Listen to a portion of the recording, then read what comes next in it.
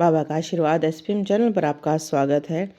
आप देख सकते हैं 3 आंखें बनी हुई हैं और महाकाल को कहा जाता है त्रिनेत्रधारी। मेरा नाम सुमन मलिक रोहतक हरियाणा से है। इस वीडियो के मैं 2 या 3 पार्ट लेके आऊँगी क्योंकि इस विषय पर कुछ बातें ऐसी हैं जो मैं ज़रूर बताना चाहूँगी, जो आपको शायद ज़रूर पता होनी चाहिए।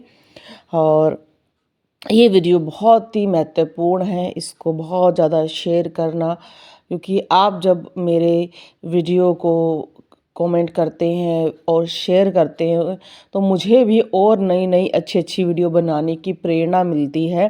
क्योंकि आकृतियाँ मेरे पास बहुत ज़्यादा आती हैं पर फिर भी मेरे को एक प्रेरणा की कमी रह जाती है। इसलिए अगर आपको वीडियो कुछ भी पसंद आता है तो उसे आगे बढ़ाएं। और आज एक ऐसी महत्वपूर्ण आकृति के बारे में बात करेंगे कि महाकाल शिव जी को त्रिनेत्रधारी कहा जाता है।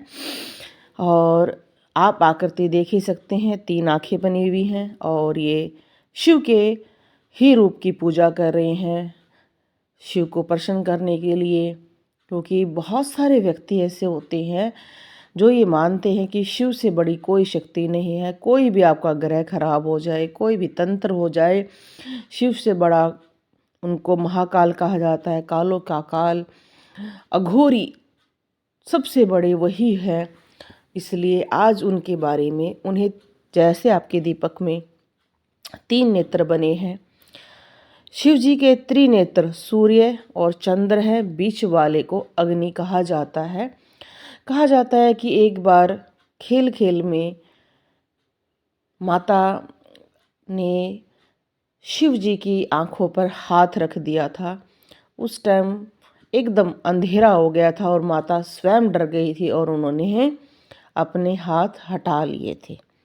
और सभी को पता है जब तीसरा नेत्र खुलता है तो अग्नि प्रकट होती है और सामने कोई भी चीज़ है उसको जला देती है, जैसे कामदेव को जला दिया था। और त्रिनेत्र की जो महिमा है हमारे हिंदू धर्म में वो बहुत ज़्यादा है। कहा जाता है कि हर मनुष्य के पास 3 नेत्र होते हैं, हर मनुष्य के पास होते हैं। इस विषय पर हमारे यहाँ नहीं, बहुत सारे फॉरेनर या ये कह सकते हैं हर देश के वैज्ञानिक ने इस पर शोध किया है। इस विषय पर मैं ये बात इसलिए बताना चाहती हूँ क्योंकि कुछ बातें हम तभी समझ पाते हैं जब उनको हम डिटेल से एक एक बात लेते हैं। जैसे हमारी 2 आंखें होती हैं, ऐसे ही मस्तिष्क के बीच में हमारी 3rd आई होती है। और वैज्ञानिक दृष्टि में इसको क्या कहते हैं कि जब भी हमारे जिसको हम ये कहते हैं ना कि हमारा छठा चक्कर जागृत हो गया है, हमारे तीसरे नेत्र की जगह फड़कन महसूस होती है, यहाँ पर हलचल महसूस होती है, खिंचाव महसूस होता है, वो इसी की वजह से है। अगर किसी भी भगत के अगर वो माता की पूजा करता है, हनुमान जी की पूजा करता है, किसी भी देवता की वो पूजा कर रहा है और उसके दीपक पर आँखों की आकृति बननी शुरू हो गई है, तो इसका अर्थ है कि उसका जो छठा चक्कर है वो बहुत ज़्यादा एक्टिव हो गया है। और उससे उसको क्या लाभ होगा, इस विषय पर हम दूसरी वीडियो में बात करेंगे। अब तो हम आपको बताना चाहते हैं कि मस्तिष्क के 2 भागों के बीच एक पिनियल ग्लैंड होती है जिसे तीसरी आँख कहा जाता है। इसका काम है हार्मोन्स को छोड़ना, जिसे मेलाटोनिन हार्मोन कहते हैं, जो सोने और जागने की घटनाओं का चक्कर संचालन करती है। जर्मन वैज्ञानिक का ऐसा मानना है कि तीसरा नेत्र के द्वारा दिशा ज्ञान भी होता है। इसमें पाए जाने वाले हार्मोन्स मेलाटोनिन मनुष्य की मानसिक उदासी से संबंधित होता है। अनेक मनोविकार और मानसिक गुण या अवगुण इसी ग्रंथि से प्रवाहित होते हैं। यह ग्रंथि लाइट सेंसिटिव होती है, इसलिए काफ़ी हद तक इसे तीसरी आँख भी कहा जाता है। आप भले ही अंधे क्यों ना हो, लेकिन आपको लाइट का चमका जरूर दिखाई देगा। इसे पीनियन ग्लैंड कहते हैं। यदि आप लाइट का चमका देख सकते हैं तो फिर आप सब कुछ देखने की क्षमता रखते हैं। ये है वो पिनियल ग्लैंड है जो ब्रह्मांड में झांकने का माध्यम है। इसके जागृत हो जाने पर भी कहते हैं कि व्यक्ति के ज्ञान चक्षु खुल जाते हैं, उसे निर्वाण प्राप्त हो जाता है, वह प्रकृति के बंधन से मुक्त होकर सब कुछ संतत करता है। इसके जागृत होने को कहते हैं कि मनुष्य के पास दिव्य शक्तियां आ रही हैं। जैसे मैं बहुत सारे अपने जो शिष्य हैं उनको भी ये कई बार कहती हूँ कि आंखें बंद करके आप प्रकाश को महसूस करो। अगर आपको कोई भी प्रकाश महसूस हो रहा है तो आपकी साधना ठीक चल रही है। तो मैंने कुछ वैज्ञानिक बातें आपको इसलिए ऐड कर रही हूँ ताकि आप उसको समझ पाओ।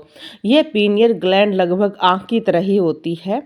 पीनियल ग्लैंड जीवधारियों में भी पूर्व आँख के आकार का होता है।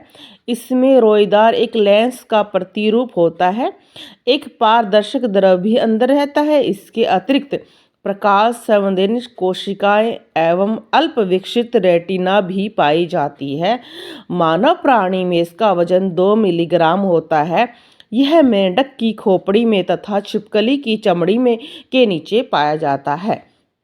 इन जीवी जंतुओं में यह तीसरा नेत्र रंग की पहचान करा सकता है।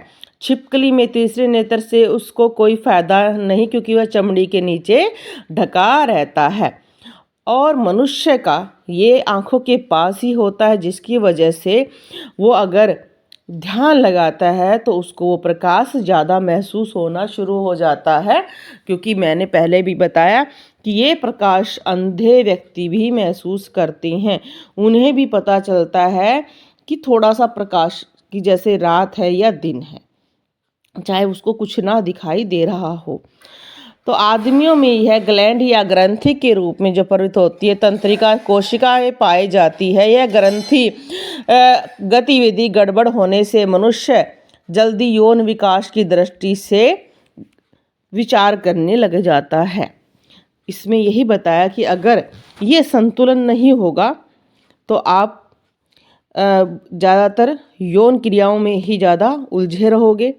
अगर ये पूर्ण विकसित हो जाता है तो ये आपको ऐसी शक्ति प्रदान करता है कि आप हर चीज़ को महसूस करोगे, हर चीज़ों में आगे बढ़ोगे, आपको ज्ञान की प्यास होगी। आप अलग अलग चैनलों के माध्यम से, बुक के माध्यम से ज्ञान प्राप्त करने की कोशिश करोगे। क्योंकि जब ये यहाँ पर आप ध्यान लगाओगे तो अलग अलग आपको प्रकाश दिखेगा और आपके मन में अलग अलग विचार आएंगे।